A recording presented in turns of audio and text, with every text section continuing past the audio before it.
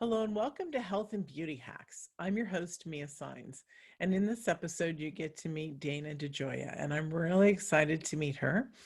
Uh, for you to meet her, I already know her, um, and I adore her. She and I came into each other's area a couple months ago, and it's been really exciting to spend time with her. And she's very rich and deep and beautiful, and more vast than you think. She's a self-love teacher.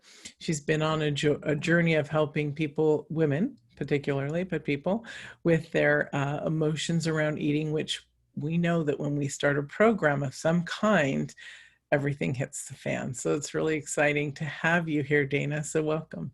Oh, thank you so much, Mia. I'm super happy to be here with you. Yeah, me too. Would you share with us a little bit about your journey? I know that your journey is rough in places like all of us, and that's the beauty, the rawness that comes through. Yeah, sure. I'd love to. So, for me personally, I had struggled with my body image and food starting at a pretty young age. I think around middle school, I started getting really self conscious, really insecure about my weight and my size. I'm a bigger boned woman, I would say.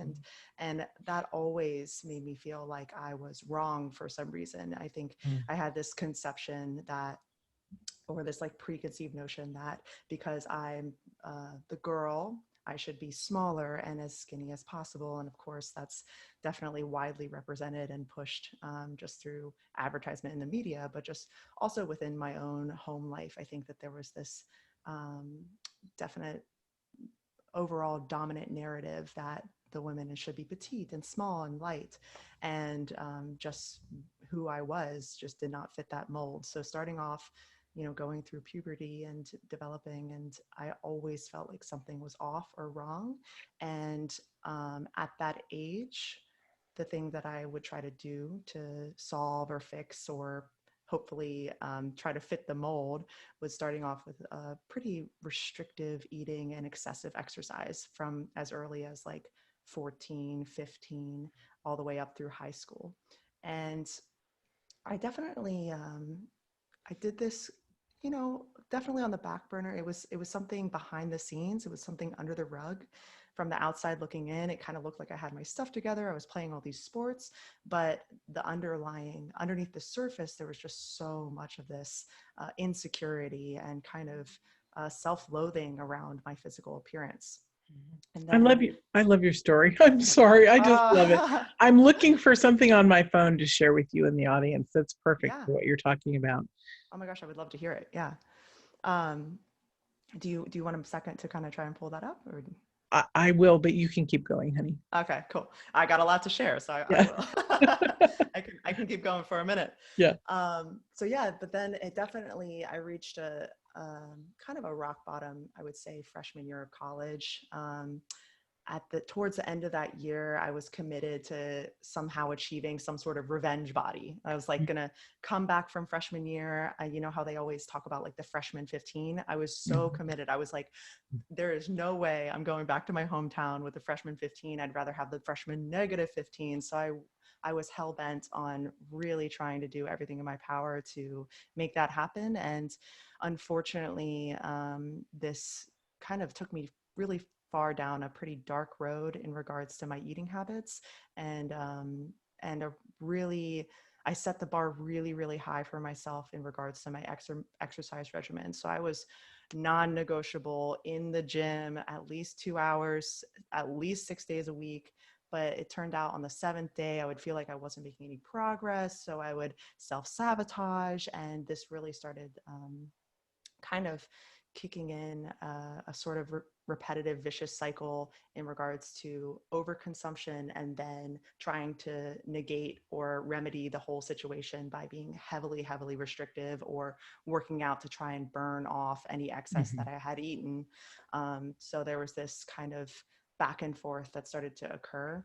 And at a certain point, I knew that I was doing myself a massive disservice, not only for just like my overall, happiness, but for my health, because I had kind Mhm. of gone super far down a dark road that led to binging and purging and this sort of thing. So I decided that I wasn't going to participate in that anymore because I knew if I was hiding it from people, if I was trying to keep it a secret, then it was definitely something that was not in alignment. Mhm. But the repercussions of that kind of left me with this really damaged and broken relationship for like how to eat like a normal person. I didn't Mhm. know how to It's eat like a normal fearful. person. Oh It my gosh, becomes fearful, doesn't it? 100%. It's like what, when, how much to eat, which diet to go on. There's all these kind of different opinions out there. And I knew that I couldn't go back to the really detrimental or damaging or destructive habits that I had, in that time. But I did want to still achieve this ideal body or this ideal shape or somehow recreate the body that I had during those really destructive kind of darker moments. But I was like, I don't know how to do this healthily. So I was on all the diets. I was just bouncing back and forth. I was doing the keto for a second, paleo, then vegan, raw vegan, vegetarian, just to try and like, under the guise of it being like, oh, this is for my health. I'm trying to figure out what works for me for my health. But really, ultimately, my main concern was like, how do I eat in a way that will allow me to be the lightest weight possible and not come across as like I have a problem, you Mhm. know? Mhm. So all of this kind of, eventually after years, all of it kind of came to a head. And after trying everything in the book, all the different diets, the exercise regimens, looking into nutrition and learning how to like understand diets and how they work. And I was like, I really am still having a huge issue, especially with this emotional eating. Like I've kind of Mhm. started this Mhm. cyclical nature of like trying to the diet, but then feeling like it's not good enough. So then I just would, you know, throw it all out the window and do whatever I Mhm. wanted. Mhm. And then I would say, okay, come Monday, everything's going to be good again. I'm going to be perfect. I have the plan. But it just was what, no matter what I did, I was still hitting a wall. So that's what really, at that point, I was like, all right, something else is going on here. There's something so much Mhm. deeper. And that was the massive catalyst for me really looking into, what was really going on beneath the surface and why I was having so many troubles around food and my body image and like how to actually proactively and productively handle this I for love good. that. Yeah. Hmm.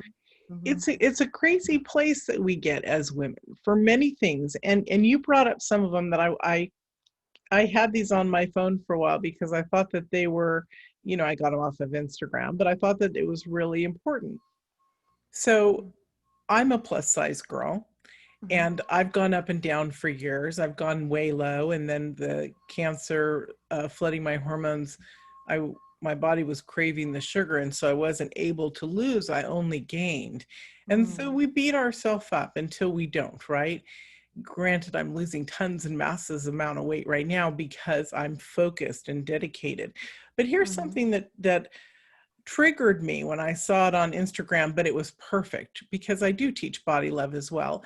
And it's of this woman with her man, and many of us have thinner men than us, right? Mm. And so it says, it's okay. I'm going to show you guys in a minute. It's okay to be bigger than your partner. And when I Hmm. looked at it, I was like and also yeah baby that's right. So the mixed emotions that society had put upon me, even though I've done this work for so many years, I was like, for a second I was like kind of like hold my breath, and then I'm like, that's right, that's dang straight. I have to keep my mouth clean Hmm. here. And so Hmm. I think you guys can see where the bigger girl is with a smaller guy.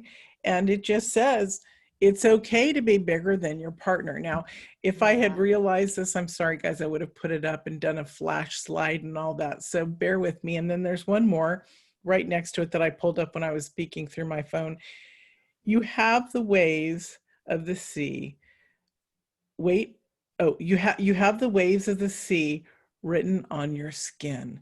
And so many of us Mm. sometimes, we get stretch marks, and we're very much about, I can't see if you can see her stretch marks, but Hmm. that's not important. What's important is this woman sharing, right? This article, this picture, whoever created this, is sharing that we need to honor our bodies and besides ourselves, but our bodies too, and love ourselves. And the emotional aspect is so crazy. And that's why I'm glad you're here. So let's talk about, if we can jump into that part of the segment, Yeah, of let's talk course. about how the emotional issues, this is why you and I both teach self-love, because it's about removing, minimizing, having us know how to handle every emotional issue that stresses us out. Most people don't realize that their angst, their anger, their their anxiety, whatever it is an emotional issue, and it's being Mm, triggered.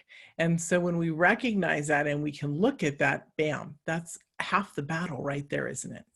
mm-hmm. Totally. Totally. Yeah, that's the thing that kind of blew my mind is that when I started really investigating like the factors that were contributing to my disordered eating and my body image issues, it was so interconnected with my anxiety, my stress, the way that I was able to cope with anxiety and stress, especially, and Mhm. understanding that um, these things, these internal things, and these internal parts of us really are just trying to communicate. They're just trying Mhm. to communicate a message.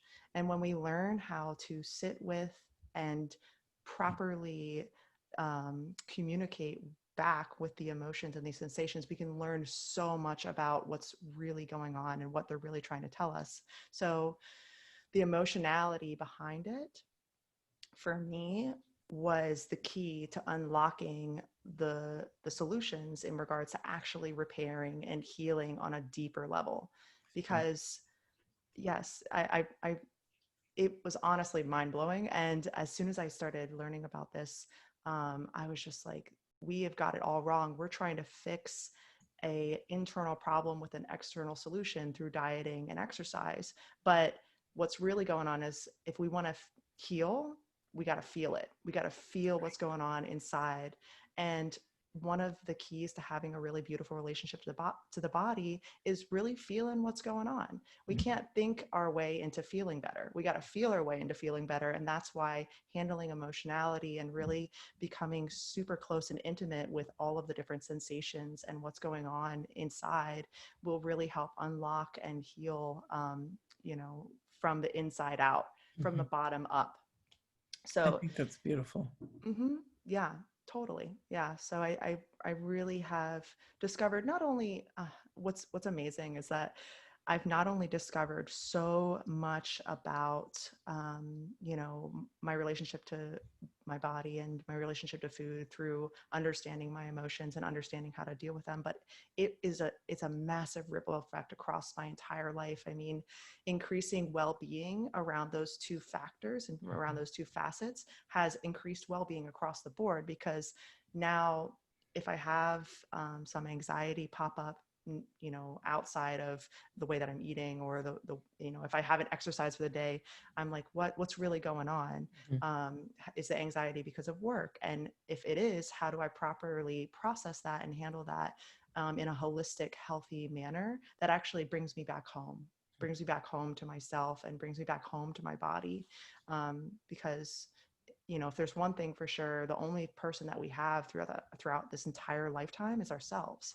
And if we're constantly fighting against and rejecting ourselves, then we're really going to constantly be at war. So coming back home to your emotionality and learning how to interpret it and learning how to really communicate on a deeper level with the self and with all the aspects of the self, including the negative emotions, including the fear, including the sadness, like including all of it is really such a beautiful practice. And um, in many ways, that's kind of my definition of self-love is like, it's Mhm. not about being rainbows and butterflies and having bubble baths all the time, although those things are great.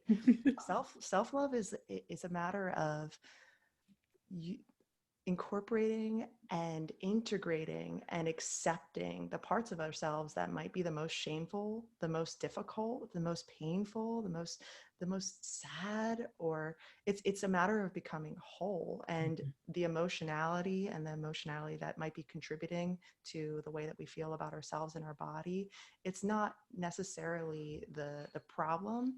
It's just a little indicator that we can go deeper into ourselves and go deeper and figure out something about ourselves that might need to be accepted, loved, and seen through an open heart and open hearted perspective. So, Yeah. It's Hmm. beautiful.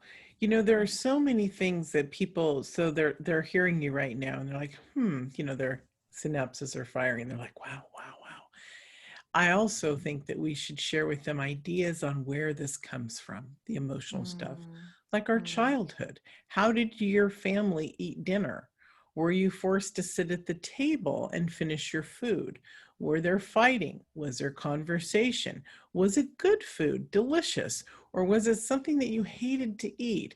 All of these, as simple as, five things that I said right there, or six, are a huge part of our emotional. Besides, were we given cookies when we were out of timeout, and were we given this, were we given that? How our body reacts and moves towards. I know when I was diagnosed with cancer, with breast cancer, that I wanted to be really good, when I found out, but of course I freaked out, and I ate a lot of stuff because, and that was the first time. And look, I've been on this self-love journey 33 years. And this mm-hmm, is the first time I could feel in myself. I mean, I've started to feel it this 2019, 2000, well, actually 2020. But it was the first time that I actually said, wait a minute, I'm so in tune now with what the emotions are doing to my body that they're taking over. And it was a point in which I could then break free, because one, mm. I don't like emotions to control me. I like to have them healed or looked at in order to be smooth. So these are some things. What are some things that you would recognize besides, I'm gonna steal them, besides on the playground at lunchtime? That's a big thing for people too, right? Oh yeah. Oh yeah. 100%.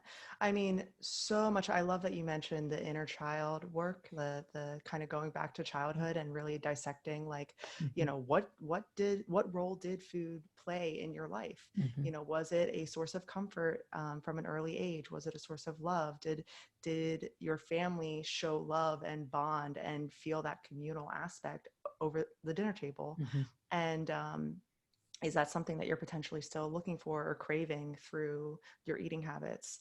So I love that. And inner child work, I mean, that's been a massive, massive catalyst for a lot of growth and a mhm, lot of healing and a lot of self-discovery around why it is the way I I was, around food. And I think what's beautiful about that is that each of those ages and each of those parts of us are still very much a part of us today. And within that work, we get to kind of revisit those ages as if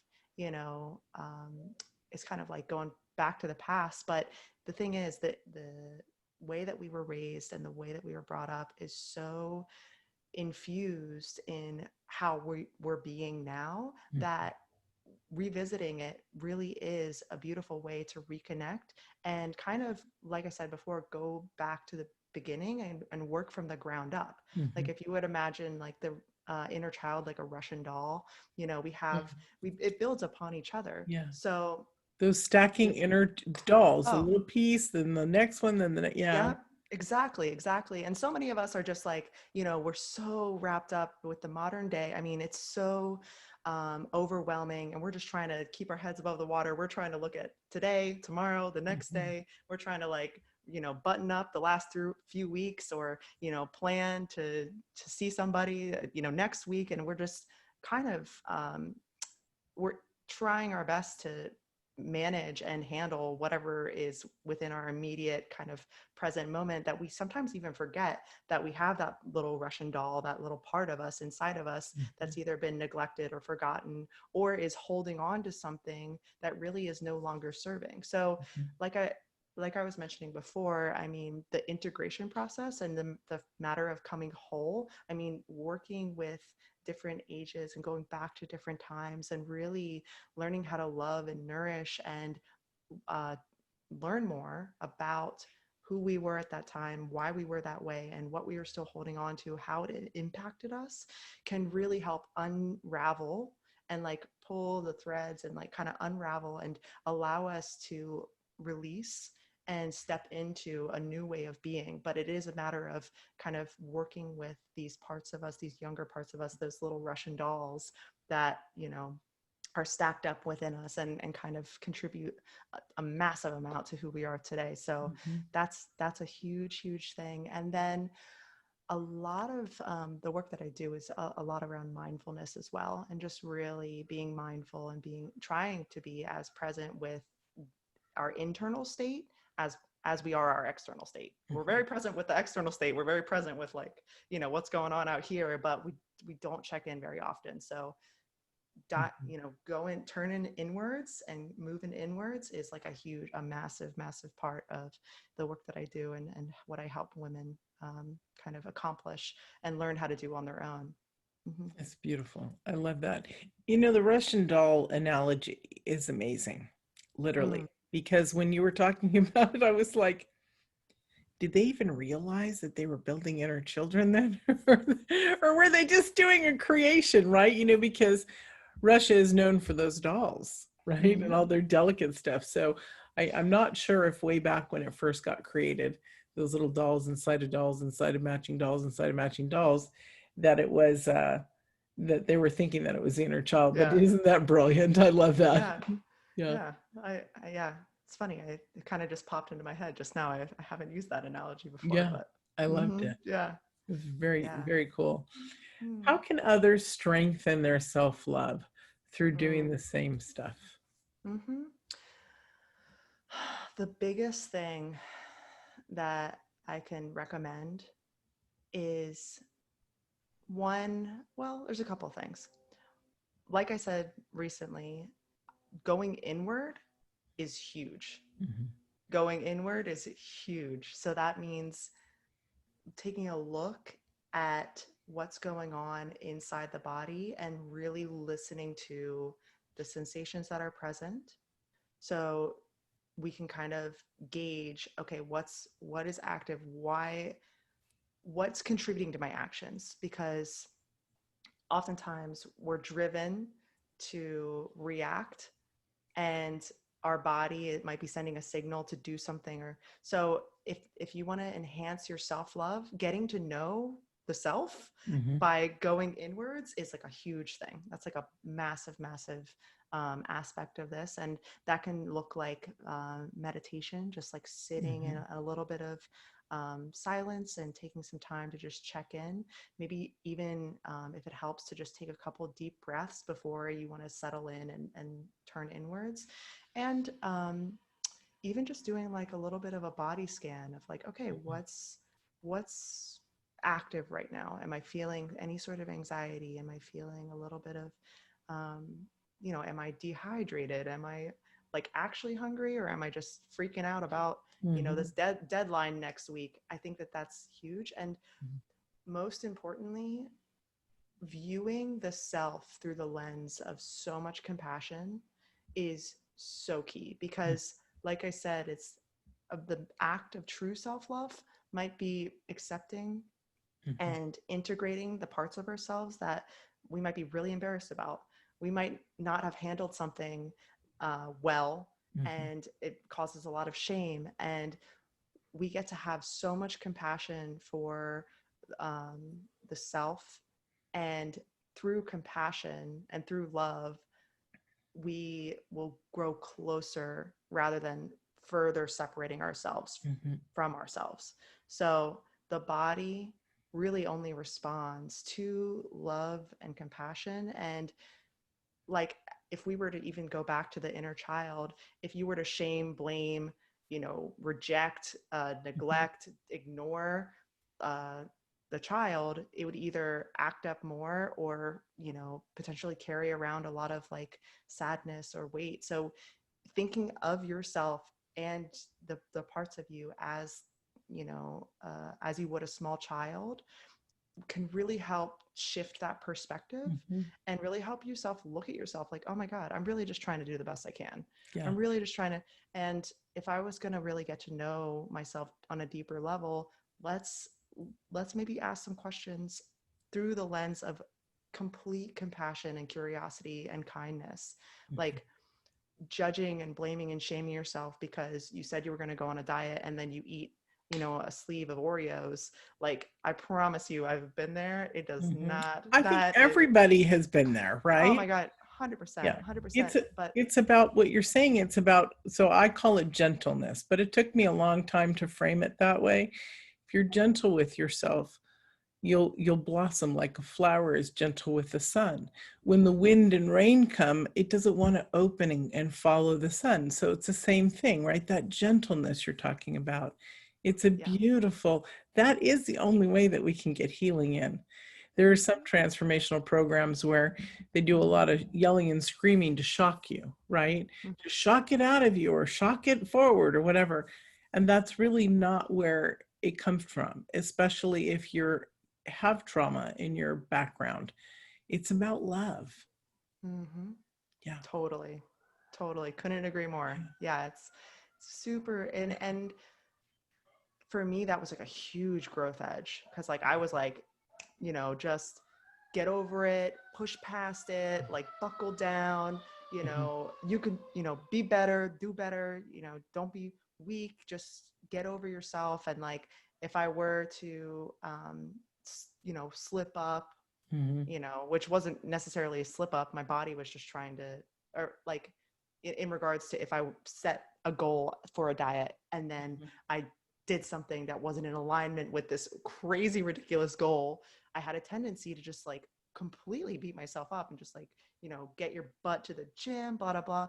So it really did change the game when I flipped on that compassion and that gentleness, Mhm. like you were saying, like that is so refreshing to the system and like Mhm. so needed when really we're often taught, and there's this like dominant narrative that you can just like, power through, like, um, you know, think, like use your mind to overcome. Mhm. But in many ways, if you're dealing with something on a deeper level, you got to go through the body, and the body, you got to feel it to heal it. And Mhm. if you really want to heal the pain or the hurt or the wounded parts, love and compassion it's really the only way. So I I agree. saw just implementing that one thing, Mhm. I saw a massive shift where like my cyclical diet restrictive cycle vanished. I didn't have to deal with like, the negative repercussions of me feeling like I slipped up. And Mhm. it's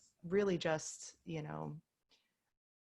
it was a massive learning experience. And if some ways it feels like kind of unproductive because you're like, oh, I'm just, I'm being nice to it. Like, what can this It's possibly do? But different, right? Yeah. oh yeah, yeah. Yeah. But that's major, major, major, major. I Hmm. love it. Thank you. This was really beautiful. You have a Hmm. free gift for everyone. I do. I Mhm. do. I have a free one-on-one coaching session for anybody out there who is looking to dive a little bit deeper into the Yeah. self and explore what self-love could look like for them, what's potentially blocking them in this moment, what they're struggling with. And I'm super excited to help support anybody, especially in regards around food and body. But if you're dealing with high levels of anxiety and you're kind of, setting the bar high with yourself, if you and you feel like you're blocked or, missing the mark in some way, I would love to support anybody to just learn how to love themselves on a little bit of deeper level and maybe find a new approach Mhm. to get closer It's to the beautiful. home. Yeah, I love come that. come back home. Yeah. Hmm. I love that and I've encouraged it too, but I love that this is what people are gifting because these sessions are very valuable and very vital for moving Mm. forward in life. And I just love it. So I'm really Mm. grateful that you're offering that. And I'm really grateful that you were here. If you can believe it, our time is up Ah, already. It moves wow. fast, doesn't it? It moves really So fast. fast. Yeah, Yeah. it does. Hmm. So thank Yeah. you so much for joining us, Dana. Yes. Yes, And no I problem. know that the audience will love you as much as I do. It's Oh, thank you awesome. so much. Yeah. Yeah, if anybody wants to connect further, they can find me at Blue Daughter on Instagram. That's kind of my main thing. And just feel Mhm. free to shoot me a DM if you're interested in the gift, and if you want to connect and talk about how I can support anybody. I'm here for everybody, and I'm Yeah. super happy. Thank you so much for this time, Mia. I Thank you. really, really appreciate it. And also Oh, Dana will be one of our breakout coaches on either one or both of the yes. Fridays. We were Woo, talking woo. about that. Yeah. We love to play together and do stuff. So this will be Yes. great. Yeah. It's It's going to be so awesome. much fun. It's going to be It so is. much fun. It's going to be Can't wonderful. wait. Yeah. And thank you Awesome. everyone for joining us in this episode. with Dana in health and beauty hacks, and we'll see you in another one. Bye. Mm.